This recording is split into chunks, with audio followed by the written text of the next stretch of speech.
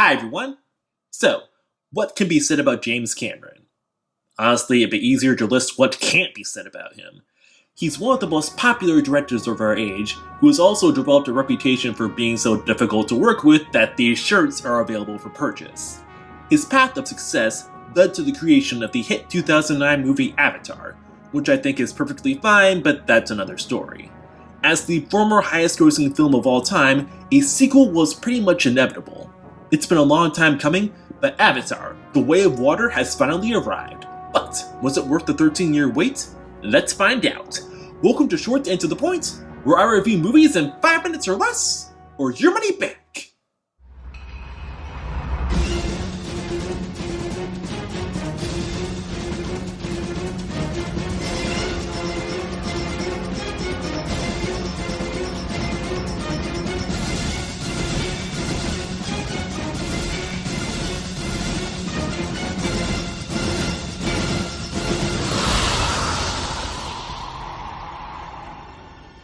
Who are you?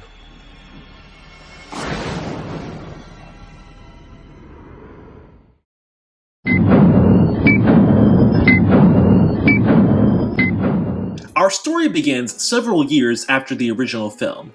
Things are going pretty good for our heroes, Jake Sully, played by Sam Worthington, and Neytiri, played by Zoe Saldana, who have started a family since we last saw them. Things unfortunately take a turn for the worse when the Sky People return to attack Pandora once again. What's more, the original Big Bad from the first movie, Colonel Miles Quaritch, played by Stephen Lang, also returns, via his memories being imprinted into a cloned Avatar body of his own. When Quaritch's campaign of vengeance reaches the Sullys, they have to go on the run and take refuge with an aquatic-based tribe of Na'vi known as the Metkayina, whose way of water they must learn to adapt if they hope to survive. Okay, so let's get my negatives out of the way first. One of my issues with this movie was that I wasn't a huge fan of Quaritch returning as the Big Bad. He wasn't exactly a very deep character in the first movie, and here the attempts to give him more depth are interesting but underwritten. For example, him being in an Avatar body does very little to change his personality. Even the reveal that he has a son, Spider, played by Jack Champion, who was left behind on Pandora and grew up to be a member of Jake's tribe to boot, doesn't feel as engaging as it should be. Spider makes it very clear that he sees the Sullys as his true family, but he weirdly enough goes along with Quaritch's attempts to relate. Admittedly, circumstances didn't leave him much of a choice, but Spider doesn't seem all that conflicted about the arrangement until things naturally go south. Quaritch, meanwhile, writes off any genuine feelings he might have for his son until it's narratively convenient for him not to. The whole thing just smacks of, we'll handle this more in these sequels. Another issue I had with this movie was its pacing.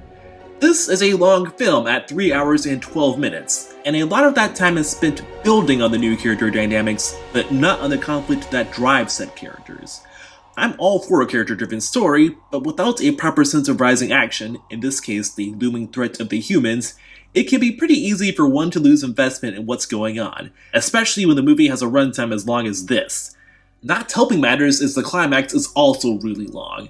It's just exhausting, and I'm somebody that loves Titanic. That being said, the cast and crew do inject enough sincerity and intensity into their work that I didn't hate following the story despite the aforementioned pacing issues. Sam Worthington has a bit more to work with this time around, showing Jake's maturity as a leader and as a family man, and although Neytiri's role is a bit reduced, Zoe Saldana still shows us that she is not a warrior to be trifled with, especially when the people that she cares about are in danger. Probably the best part of the movie is the dynamic between the Sullys and the Metkayina. The latter group has their own culture and way of life that's just unique enough that it doesn't feel like we are watching a retread of the original film, as the Sullys learn to adapt.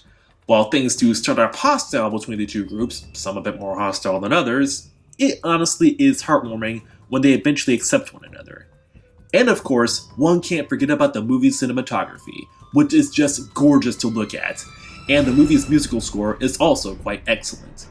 There are so many other things to talk about, like the role Jake's adoptive daughter Kiri, played by Sigourney Weaver, will have in the fate of Pandora, but I'm almost out of time, so to sum things up, Avatar: The Way of Water is a perfectly fine film. It brings us back to the beautiful world of Pandora, with some interesting concepts that don't all reach their potential because of some narrative holdbacks, but nothing is a waste thanks to the talent behind and in front of the camera. I give it 7 clone bodies out of a possible 10, and I do recommend it for theatrical viewing. This has been short and to the point, and I review movies in 5 minutes or less, or your money back. Now if you'll excuse me, I'm going to get back to creating more episodes of my YouTube series Files from S.H.I.E.L.D., which you can find in the description box below. I will see you all next time. Bye.